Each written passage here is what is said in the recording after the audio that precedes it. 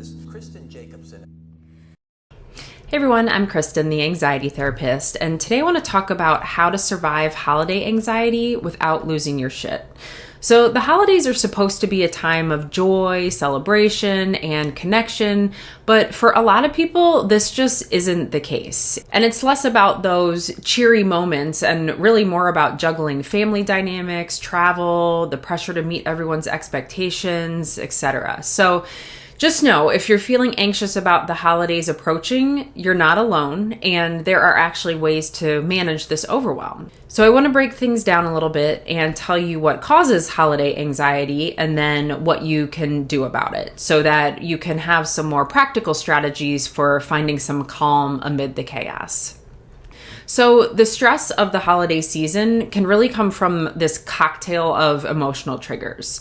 So one is family dynamics, right? We're trying to navigate difficult relationships, especially if we have an emotionally immature or toxic family member or parent. This can end up leaving you feeling really drained.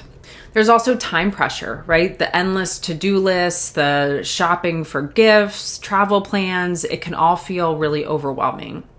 There's also financial stress, right? If we're buying lots of gifts for people, we're having to take trips and plan travel, that gets expensive, and even social events, right? If we have to buy tickets to social events or food or drink, that can add up pretty quickly. Grief and loss is another factor. So holidays often magnify feelings of loss or nostalgia for loved ones who are no longer with us. And this is especially true if it's the first holiday that you're experiencing without a loved one.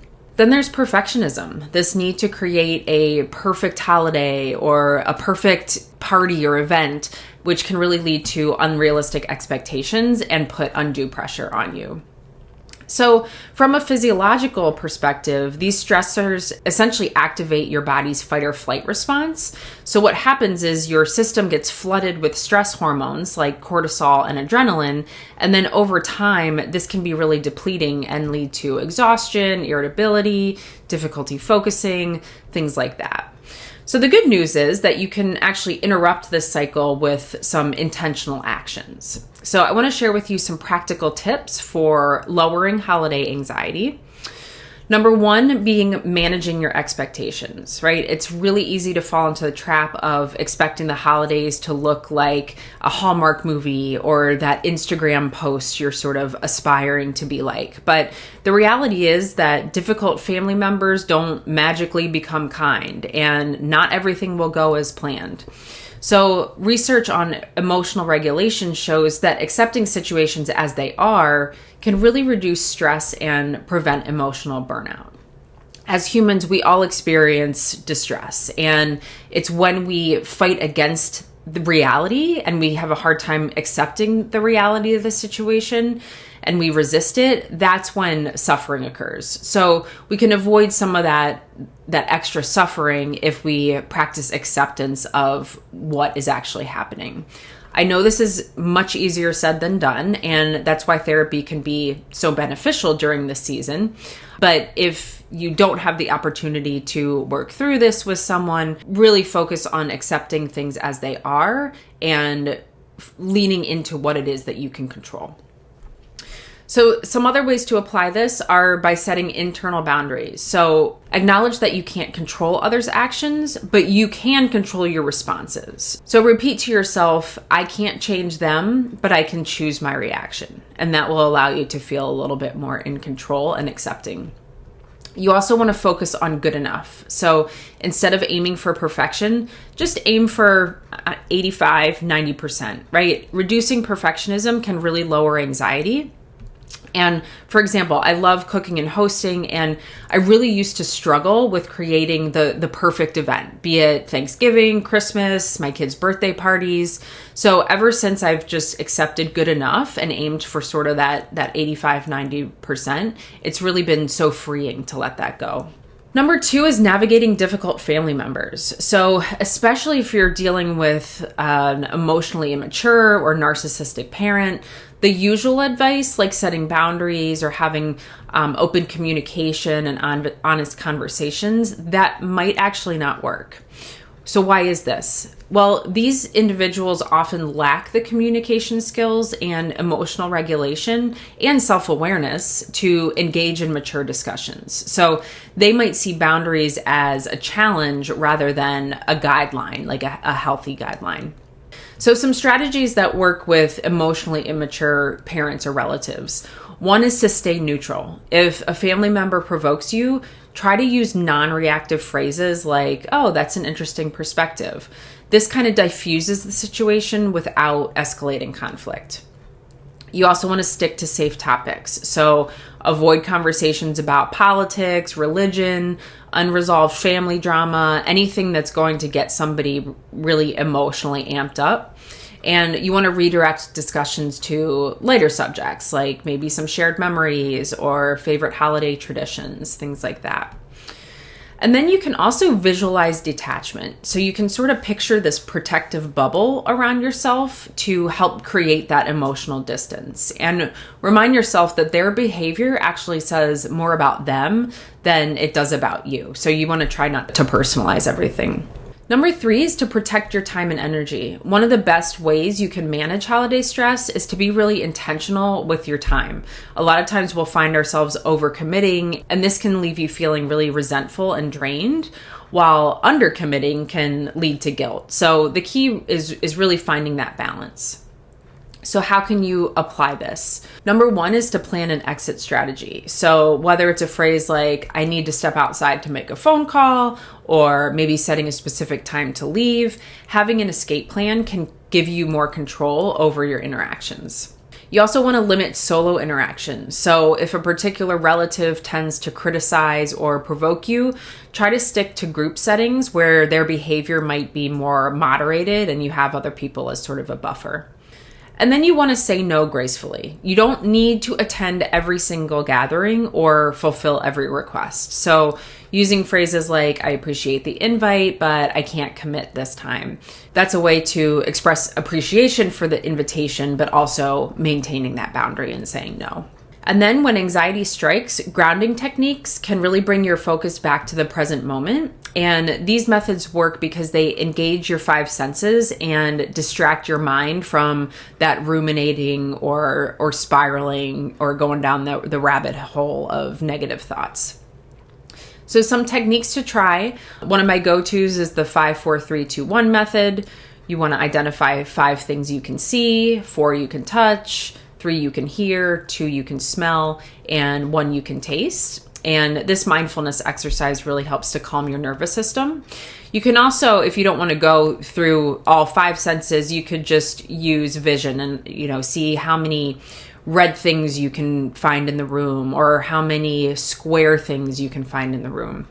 Number 2 is deep breathing. So research shows that deep diaphragmatic breathing, which is getting your breath all the way into your belly as opposed to your chest, this can really lower cortisol levels. So try inhaling for 4 counts through your nose, holding for 7, and then exhaling for 8 through your mouth.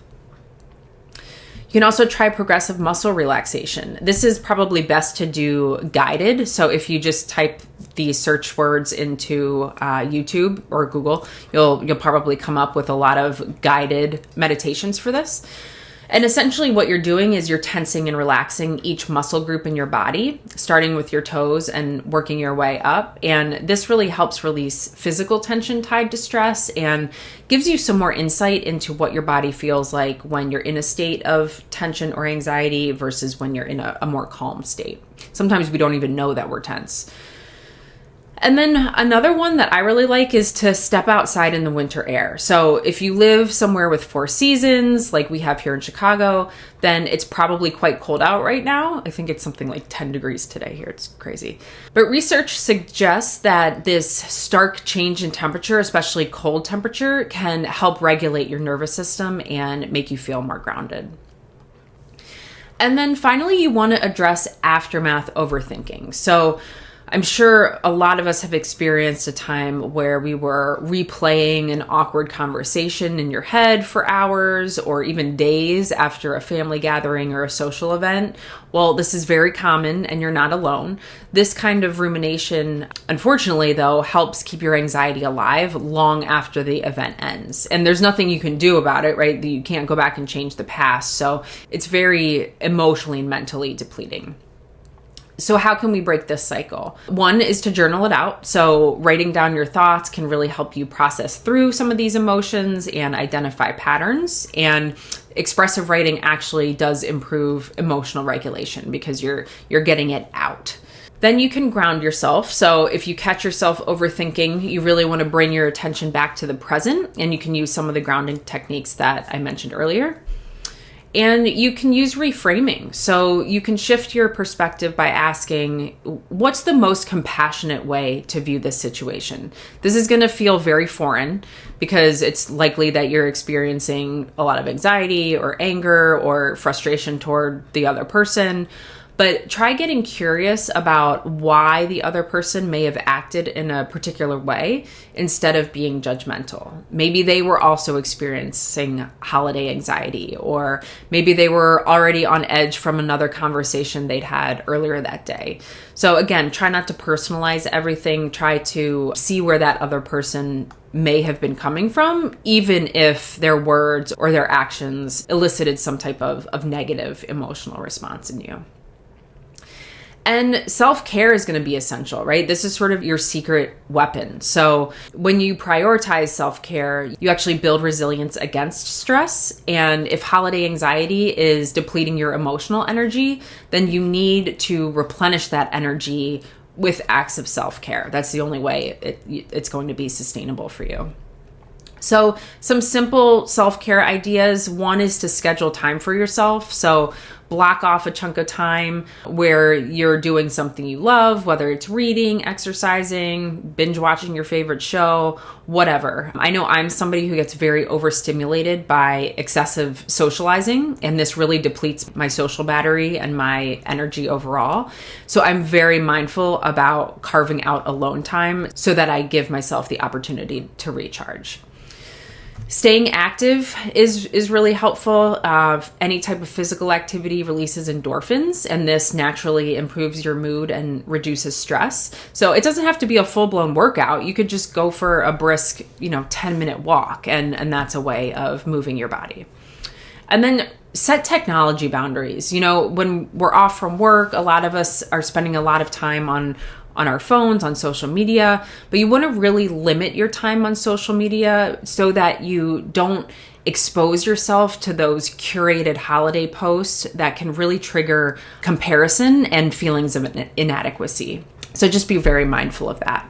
And then you also want to practice gratitude and joy. So really pay attention to those small moments, right? Everything else could feel really chaotic, but we really want to savor the little moments of joy. And research from positive psychology shows that gratitude practices can significantly reduce stress and boost our overall well-being. So a couple ways to do this. One is to keep a gratitude journal. So each day write down 3 things that you're grateful for or thankful for. And we're talking small. So this can be as small as your favorite cup of coffee from Starbucks, or they can be big things as well, like reconnecting with an old friend if you're, traveling back to your hometown or something. And you also want to share your things. So expressing gratitude to others can really strengthen relationships and spread positivity, make people feel appreciated and acknowledged, and that in turn just makes us feel better. So just to wrap up, keep in mind that the holidays don't have to be this perfect performance or a source of constant stress. And by managing expectations and protecting your energy and grounding yourself in the present, you can really aim to navigate this season with more ease. And just keep in mind, it's completely okay and normal to feel a mix of emotions. So joy, grief, stress, frustration, and everything in between, that those emotions are not mutually exclusive. They can occur together. So just give yourself permission to let go of what doesn't serve you and focus on what truly matters. And that's connection, compassion, and caring for yourself. And just take sort of an inventory this holiday season as well. Like, if there's something you really dread doing or it feels like an obligation, maybe don't do it next year. I've learned this with Christmas cards, and I do feel guilty because most of my best friends still send me Christmas cards. But that's just something I've never wanted to do. It feels like something that would be draining to me. And so I don't do it. And it eliminates a lot of potential stress from this already chaotic season. So the holidays may always stir up some stress, that's normal, and there might not be getting around that. But with some of the strategies I mentioned, you can be better equipped to handle whatever comes along during this stressful season. So I hope this was helpful. I'd love to hear some of the ways you deal with the holidays, some of your techniques, and I hope you all have a wonderful holiday season, and I will see you next time.